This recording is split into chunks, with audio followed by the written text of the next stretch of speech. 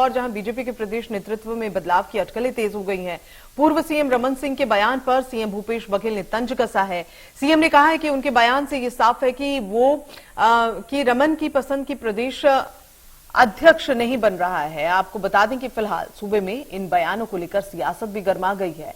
आपको ये भी जानकारी दे दें कि पिछले दिनों पूर्व सीएम रमन ने ये बयान दिया था कि अध्यक्ष पद के लिए लोगों ने कपड़े भी सिलवा लिए, जिस पर सीएम ने तंज कसा है। चलिए, ओम प्रकाश चंद्राकर ब्यूरो चीफ हमारे साथ में मौजूद हैं। ओम प्रकाश जी, कैसे देख रहे हैं इस तंज को, जिसमें कहा जा रहा है कि देखिए अब वक्त ऐसा आ गया है कि इसके लिए इन्होंने नए कपड़े भी सिलवा लिए, तो एक तरह से तंज कसते हुए नजर आए। देखिए, ये तो जाहिर है कि जो अटकलें हैं फिलहाल छत्तीसगढ़ के अंदर, जो भाजपा के ही अंदर खाने में अटकलें जो है वो काफी तेज है कि नेतृत्व में बदलाव किया जा सकता है, क्योंकि जिस तरह से बीजेपी का परफॉर्मेंस रहा है पिछले कुछ वर्षों से, जो भूपेश के बघेल के सरकार बनने के बाद से, तो उसे लेकर यही अटकलें तेज हो गई है। और इस अंदर खाने की जो बात है, तो जाहिर तौर पे विरोधी जो दल होता है वो एक सियासत का एक मूल मंत्र इसे कहा जा सकता है कि विरोधी दल जो है इस पे चुटकी जरूर लेता है।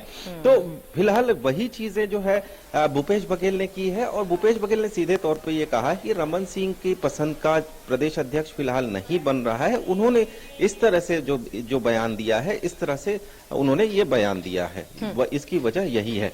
तो कहा जाता है कि जिस तरह से विष्णुदेव साय जो वर्तमान प्रदेश अध्यक्ष है छत्तीसगढ़ के अंदर, तो वो रमन सिंह के पसंद से बनाए गए थे, और यही वजह है कि जो कांग्रेस के अंदर खाने में जो चीजें चल रही है, माफ कीजिए, भाजपा के अंदर खाने में जो चीजें चल रही है, उसको लेकर विपक्षी जो नेता हैं वो लगातार चुटकी ले रहे हैं। इसके अलावा यदि मैं बात करूं भाजपा के अंदर में, तो भाजपा में भी सक्रिय हो गए हैं, काफी लोग सक्रिय हो गए हैं कि हमें प्रदेश अध्यक्ष बनना है और हमें आना है। जी, अच्छा ओम प्रकाश जी, क्या वाकई ऐसा चल रहा है भीतर खाने की अगर हम बात करें, तो क्या बीजेपी में यही चल रहा है जैसे तंज कस रहे हैं सीएम, और क्या रमन सिंह की बिल्कुल नहीं चल रही है? क्या इस तरह से कुछ खबरें, कुछ अटकलें भी लगाई जाए?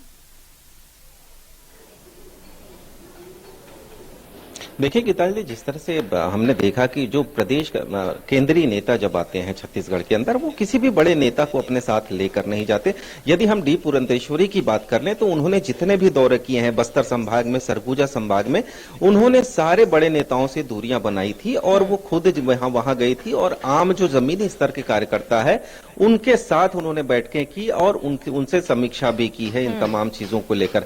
लगातार डी पुरंदेश्वरी छत्तीसगढ़ के अंदर काफी एक्टिव है, और उन्होंने लगातार इस मामले को लेकर भाजपा के जो नेता है, जो स्थानीय नेता है, उनको दो टूक कहा है कि आप सक्रिय हो जाएं, क्योंकि जिस तरह से हमने देखा कि भूपेश बघेल जब से कार्यकाल में आए हैं, 3.5 साल का वक्त बीतने को चला है, भाजपा कोई खास जो विपक्ष की जो भूमिका है वो खास काम नहीं कर पाई है। लिहाजा केंद्रीय नेतृत्व भी यही चाहता है कि जो इलेक्शन मोड है, क्योंकि 1.5 साल का वक्त बचा है, और ऐसे में यदि अभी भाजपा सक्रिय नहीं हुई तो आने वाले वक्त में मान के चलिए कि भाजपा काफी पिछड़ जाएगी। तो यानी कि ओम प्रकाश जी, ये मानकर चले कि कुछ बेहतर नहीं चल रहा है, इसलिए रमन सिंह थोड़े ज्यादा एक्टिव नहीं है, क्योंकि बिल्कुल सही कहा आपने, वक्त चूंकि बहुत ही कम बचा है।